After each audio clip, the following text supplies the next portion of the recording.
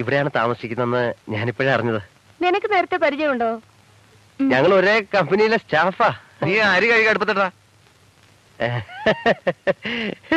ഇത് വിജയൻ, ഞങ്ങളുടെ കമ്പനിയിലെ ഗോഡൌണില് ചുമടെടുക്കുന്നവരാ.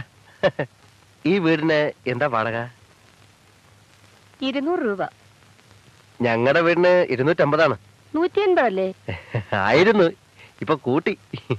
ഓ, വീട്ടില് വേറെ ആരൊക്കെ ഉണ്ട്? ഞങ്ങൾ രണ്ടുപേരേ ഉള്ളൂ. ആ, എന്റെ വീട് തൃശ്ശൂരിനടുത്താണ്. ബികോമിന് ഫസ്റ്റ് ക്ലാസ് ഉണ്ട്.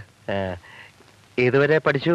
അവൾ ഒരുപാട് പഠിച്ചതാ, ഇപ്പോഴും പഠിച്ചുകൊണ്ടിരിക്കുന്നു. നിന്നോട് അരി അടുപ്പത്തിടാൻ പറഞ്ഞത്. ഇനി എന്ത് പ്രശ്നം ഉണ്ടായാലും എന്നെ അറിയിച്ചാ മതി.